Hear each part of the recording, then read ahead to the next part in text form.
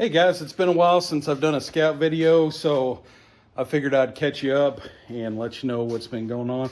Still am working on the Scout. I don't want you to think that I just abandoned the project or forgot about it, but I have been struggling with this motor for months, and I'm happy to say that I finally got it figured out. I went through everything. I replaced pretty much every sensor on this motor. I've replaced the mass airflow meter, just about everything. And I could not get it to start and idle without giving it a little throttle, and I asked around a lot. Got a bunch of different answers, and none of them ended up fixing the problem.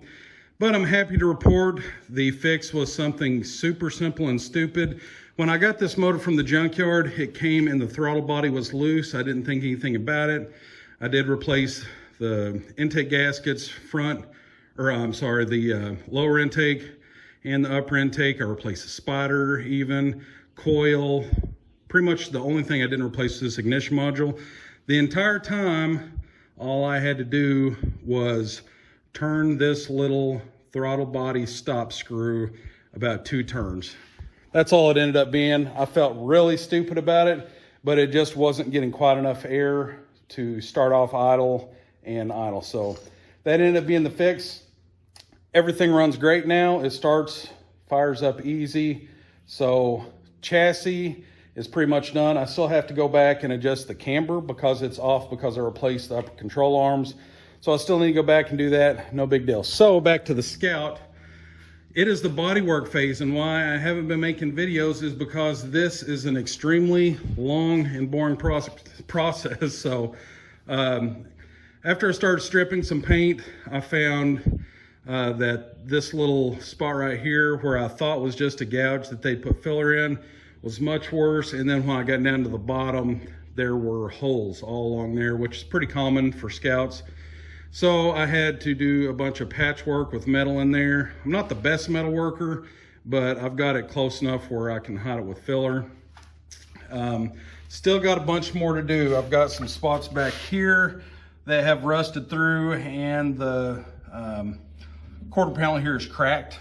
So I'm gonna have to do some fixing on that and patching of the metal. This rear cap I could tell that there was Bondo in this seam whenever we got it. I didn't think it was that big of a deal, but this thing is pretty rough. I'm gonna have to do the best I can with that. And you can see even along the back, these rear caps really get hammered hard. So do the best I can. Tailgate had a spare tire carrier on it at one time. And so it had a bunch of holes. I've gone through, I've welded up all those holes, but there were also some cracks in the tailgate. I've still got a few more I need to go through and weld up that I missed because they're real fine cracks. But I guess just that spare tire carrier kind of vibrating with that weight on it just put cracks in it over time. So back to this end cap. I didn't notice it either, but this part of the end cap was pushed in probably about 1/2 inch. So I've got one of these stud welder guns. I've been working on it. I've got this, you can see here, it's pretty tight now, but then you get up to like this part right here, there's still a decent gap right there. I've got to go through and work at it. And if you've ever done metal work, you know it takes a lot of time. This quarter panel, same as on that other side, it had a metal plate over here and a wraparound bumper.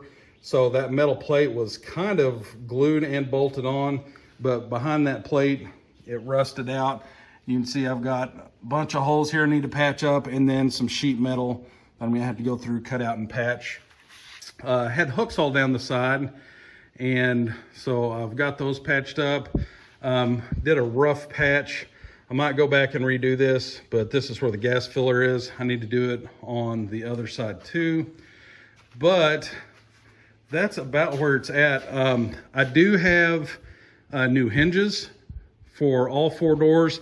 They just don't line up real good. You can see when I open and close the doors, they don't close real good unless you slam them, and they drop down. So these hinges are known for wearing out, and they're very expensive. I bought new pins to try to fix it, and it just didn't do it. But anyway, I've got the interior pretty much stripped out. I got the dash out. I am removing the heat because I'm going to go with an aftermarket heater. Because if you know anything about these Scouts, there are about 4 knobs you have to pull just to turn on the heat. Then you got your defrost lever way over here on the side. You got to reach over, do all that stuff. That makes some decent aftermarket heaters. So I'm going to replace that heater and make it easier to use.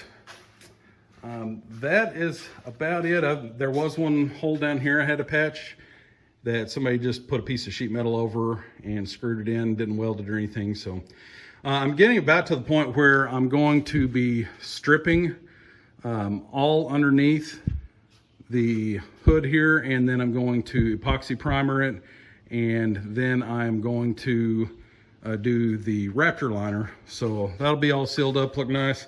I don't know if I showed these before, but I went to Pick and Pull, and my wife actually found these seats. They're out of a 2012 Volkswagen CC. They're super nice seats. They're power, they're heated, they're leather, and they were in really good shape.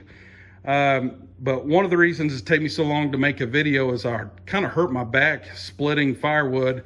And then a few days later, I went to pull these seats out, but they are power seats, and so I could not move them back and forth. So I had to take a battery-powered Sawzall and cut the bolts out. Ended up hurting my back pretty bad instead of just resting it.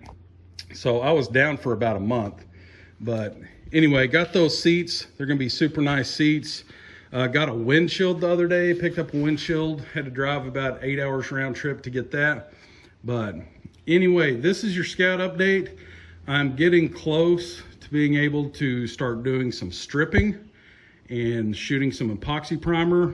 One thing I didn't mention, and it might be a little hard to see because I've got stuff kind of stacked up in the back, but this bed floor is a little rough.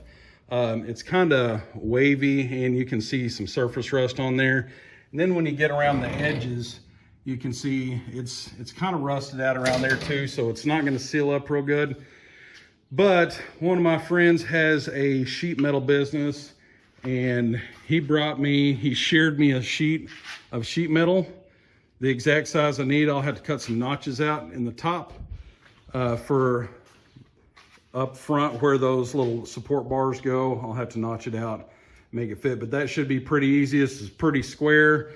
Everything on these seems pretty square, so that shouldn't be that bad. But anyway, that is the progress on the Scout. Hopefully here soon, I'll be able to get one panel at a time, get it in epoxy primer, and then I can go through and start doing body filler. On the blue truck, I did not do epoxy primer before filler, and I've had one little spot on the paint that I had to stitch up underneath the sheet metal. This gap was way off and the cab had been hit, but where I did not epoxy primer before I put filler down, I've got several rust bubbles, so I'm going to have to go through here and sand this out and epoxy primer it and then respray it, but luckily I have some paint left over. Anyway, that is the progress on the Scout. It is coming along, so just stick with me. I will not have it done this summer like I'd hoped, obviously, but I'm getting there. So anyway, I'll throw you an update. I got a ton of new parts. I got power brake boosters. I've got painless wiring harness. I've got electric fans. I've got tons of stuff ready to go on this.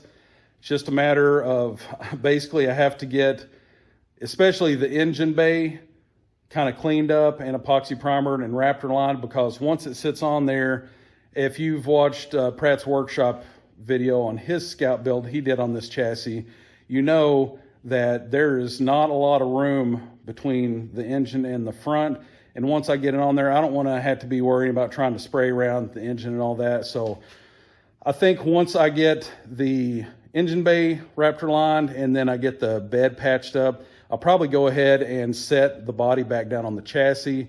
And then whenever it comes time to paint, I can just basically mask, just throw a drop cloth over the engine and over the wheels and stuff. So anyway, progress on the Scout. It is happening. It's slow. It's the boring part, and I'm sorry, but it is happening. So we'll see you on the next video.